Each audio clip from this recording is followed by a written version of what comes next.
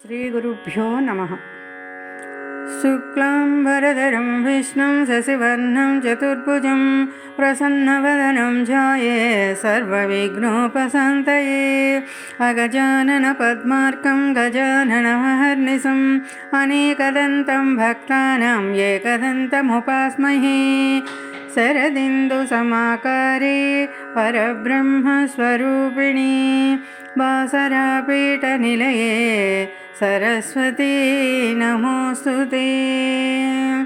गुरुब्रह्मा गुरुविष्णु गुरुदेवो महेश्वरः गुरुसाक्षात् परब्रह्म तस्मै श्रीगुरवे नमः।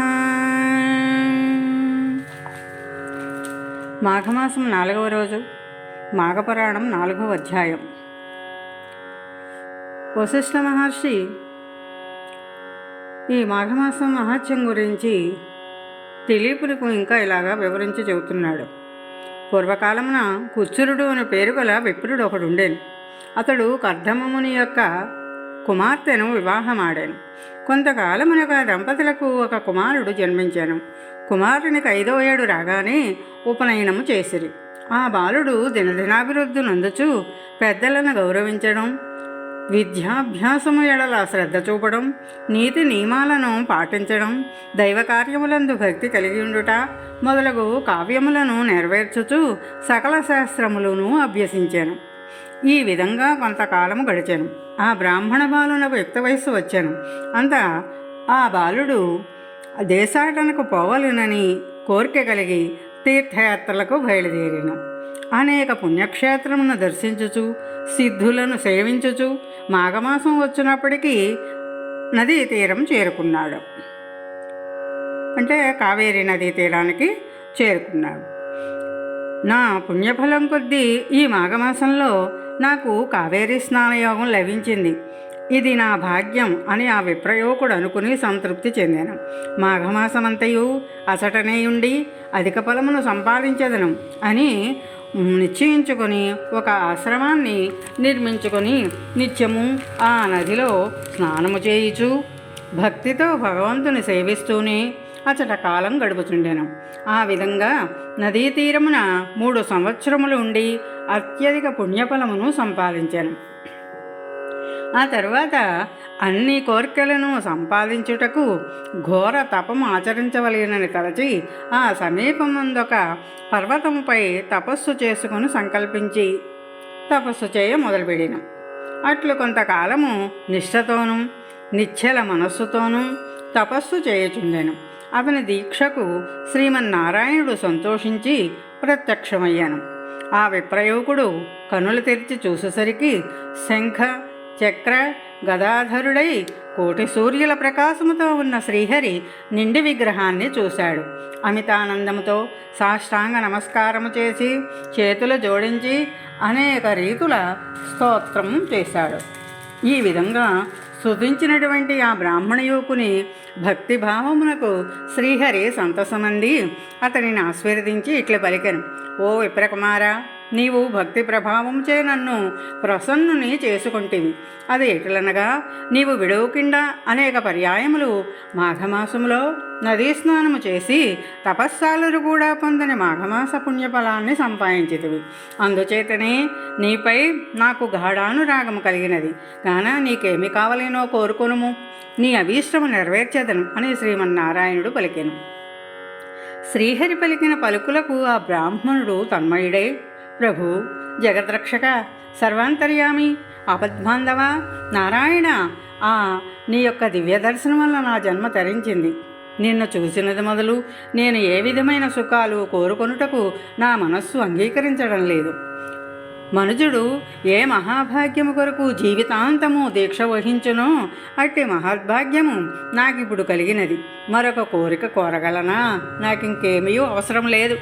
కానీ మీ దివ్య దర్శనము నాకు ఎటుల కనిపించినదో అటులనే అన్ని వేళలయందు ఈ స్థలమందు భక్తులకు దర్శనమిచ్చుచుండవలెను. అది నా కోరిక అని ప్రార్థించాను. శ్రీహరి ఆ విప్రకుమారుని కోరికను మన్నించి నీ అభీష్టము నెరవేర్చదగాక అని పలికి నాటి నుండి అచటనే ఉండిపోయాను. కొంతకాలమునకు తల్లిదండ్రులను చూచుటకై తన గ్రామమునకు వెళ్ళాను. ఆ బ్రాహ్మణుడు చాలా దినముల తర్వాత కుమారుడు రావడం వల్ల ఆ వృద్ధులై ఉన్నటువంటి ఆ తల్లిదండ్రులు మిక్కిలి సంతోషించి కుశల ప్రశ్నలను అడిగారు. మాఘపురాణం 5వ అధ్యాయం. మృగశృంగుని చరిత్ర. ఆ బ్రాహ్మణ యువకుడు కుత్సురుని యొక్క కుమారుడు కనుక కౌత్సుడని పిలువబడుతున్నాడు. అతనిని మృగశృంగుడని పేరుతో కూడా పిలుచుతుండరి. అదెటులనగా అతడు కావేరి నదీ తీరమున ఘోర తపస్సు చేసి ఉన్నాడు కదా. అప్పుడు అతడు శిలవలే నిలబడి దీక్షతో తపస్సు చేయసాగాడు. ఆ సమయంలో ఆ ప్రాంతమందు తిరిగాడు మృగములు జంతువులు తమ యొక్క శృంగముల చేత అతనిని గీకెడివి. అందుచేత అతనిని మృగశృంగుడు అనే పేరు సార్థకమయ్యింది. వివాహమాడు కన్య యొక్క గుణాలు ఎలా ఉండాలి అన్నది ఈ బ్రాహ్మణ కుమారుడు తల్లిదండ్రులకు చెబుతాడనమాట. ఎలా అంటే, మృగశృంగునకు యుక్త వయస్సు వచ్చి ఉండడి చేత అతనికి వివాహం చేయవలెనని అతని తల్లిదండ్రులు నిశ్చయించుకున్నారు. ఈ విషయము మృగశృంగునితో చెప్పిరి. మృగశృంగుడు వారి మాటలు ఆలకించి ఇట్ల వెలికెను. పూజ్యులకు తల్లిదండ్రులారా, నా వివాహ విషయమే మీరు తలపెట్టిన కార్యము వివరించితిరి. అయినను నా అభిప్రాయము కూడా ఆలకింపుడు. అన్ని ఆశ్రమాల కంటే గృహస్థాశ్రమం మంచిదని దైవజ్ఞులు నుడివిరి. అయినను అందరూ సుఖమును పొందలేకున్నారు. దానికి కారణం ఏమనగా, ప్రతి పురుషునకు తనకు అనుకూలవతకు భార్య లభించినప్పుడే గృహస్థాశ్రమ యొక్క ఫలితము సిద్ధించను. దానికి ఉదాహరణగా స్త్రీ ఎటులో ఉండవలేననగా, కార్యేషు దాసి, కరణేషు మంత్రి, భోజ్యేషు మాత, శయనేషు రంభ, రూపేశే లక్ష్మి, క్షమయా ధరిత్రి. ఇవి 6 ధర్మములు. ఈ 6 ధర్మములు స్త్రీకి ఉండవలెనని చెప్పి ఉన్నారు. అనగా ఇంటి పనుల్లో దాసీ వలెను, రాజకార్యములలో భర్తకు సహకారిగా మంత్రి వలెను, శయన మందిరంలో రంభవలెను, భోజన విషయంలో తల్లి వలెను, రూపమున లక్ష్మీదేవి వలెను, స్వభావంలో భూదేవి వలెను స్త్రీ 6 విధముల వ్యవహరించవలెను.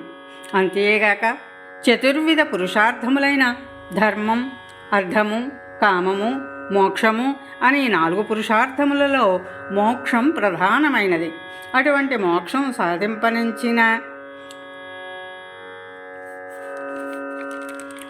మోక్షం సాధించాలి అంటే మిగతా 3 కూడా అవసరమే. మిగతా మూడు అనవసరం. ధర్మాన్ని, అర్థాన్ని మనుజుడు ఏ విధంగా సాధించునో కామమును కూడా అట్లే సాధించవలేను. ప్రతి మానవుడు వివాహం చేసుకునే ముందు కన్య యొక్క గుణగణములు తెలుసుకొనవలేను. జీవిత సుఖములలో భార్య ప్రధానమైనది కనుక గుణవంతురాలకు భార్యను పొందుట కన్నా మరొక స్వర్గము లేదు. గుణవతియకు పత్నితో కాపురం చేసిన ఆ సంసారం స్వర్గతుల్యముగా ఉండుటయేగాక అట్టి మనుజుడు ధర్మార్థ కామమోక్షములను అవలీలగా సాధించగలడు.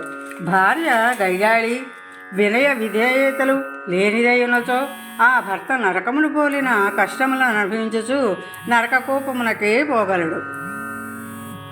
కనుక పెళ్లి చేసుకొనుటకు ముందు స్త్రీని అనేక విధములుగా పరిశీలించి వివాహమాడవలెను.